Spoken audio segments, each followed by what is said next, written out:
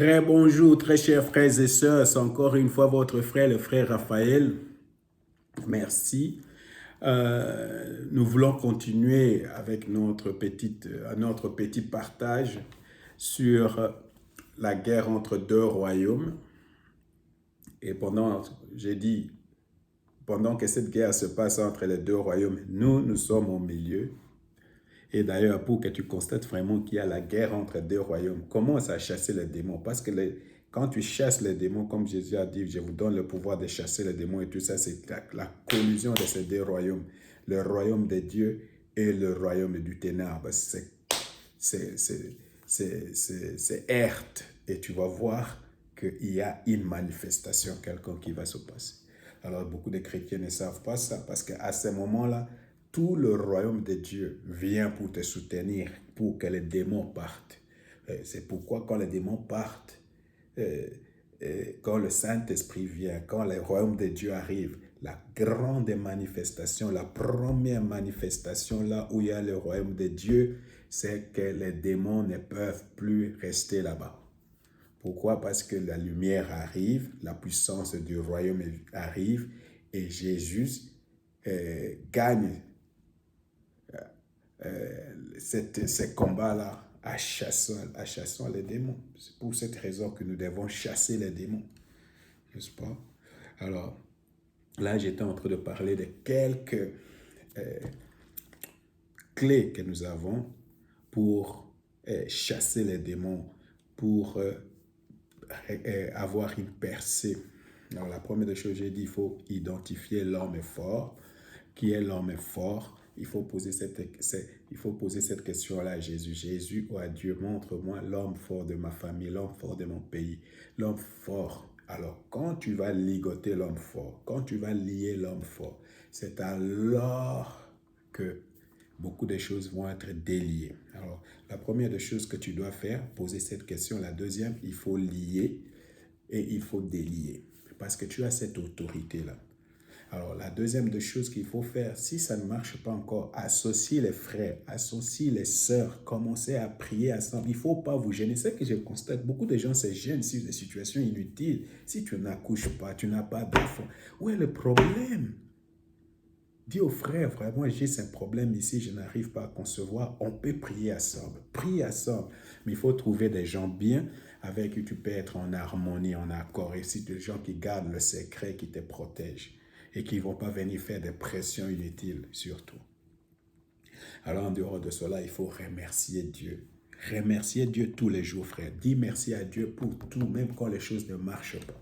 Surtout quand tu ne comprends pas ce qui arrive. Dis merci à Dieu. Il faut louer Dieu parce qu'avec la louange, on va silencer. Je ne sais pas si ce mot exerce. On va silencer. Je ne sais pas si les verbes existent. On va mettre en silence nos ennemis. On va les lier. C'est le psaume 145. Mais en dehors de ça, il faut utiliser l'épée de la parole, qui est la proclamation de la parole de Dieu. Frère, c'est une arme redoutable dans les combats spirituels, la parole de Dieu. Une arme redoutable. Ça, c'est l'épée de l'esprit, la parole de Dieu. C'est l'épée que tu as dans tes mains et que tu dois utiliser dans les combats spirituels. Je dois insister sur le fait que notre combat spirituel n'est pas contre les humains, pas contre les hommes charnels, les hommes comme moi, pas contre ces gens-là, c'est contre des démons. Les démons, ce sont des personnes sans corps. Alors, il ne faut pas aller commencer à lier ton père, lier ta mère, lier des choses. Ça n'existe pas, ce n'est pas biblique. Alors, il faut utiliser la parole de Dieu comme une proclamation ou une déclaration. Alors, dans Exode chapitre 3, versets 2 à 4, quand tu dans la main, j'ai la parole, j'ai l'épée, j'ai le bâton. Moïse a répondu, j'ai le bâton. Dieu a dit, jette ton bâton. Il a jeté le bâton. Le bâton est devenu un serpent. Il a remis, et puis le bâton, il a touché le serpent par la queue, le serpent. Et puis le bâton est redevenu bâton. Et le serpent est devenu bâton. Alors avec ça, Moïse lui-même s'est étonné de la puissance qu'il y avait dans son bâton. Tu vas t'étonner de la puissance qu'il y a dans cette parole quand tu vas commencer à l'utiliser contre le diable.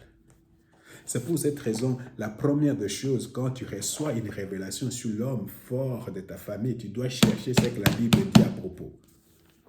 Et tu regardes. Et quand tu auras reçu une proclamation, une parole inspirée, une parole parlée, tu commences à utiliser contre cet esprit-là, frère. Tu vas voir, ça va faire des dégâts au niveau spirituel que tu ne peux pas imaginer. C'est pour cette raison qu'il faut connaître la parole de Dieu et l'appliquer.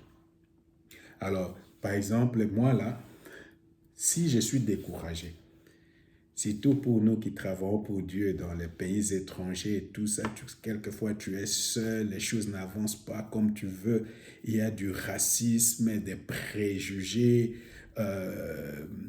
des accusations, des calomnies. Tu fais tout pour que les choses avancent, ça n'avance pas comme toi tu veux. Alors, regarde-moi, comment moi je proclame la parole de Dieu. Alors, moi, c'est ce que je proclame. Je dis toujours comme ça. Je commence à lire dès Corinthiens chapitre 2, verset 15.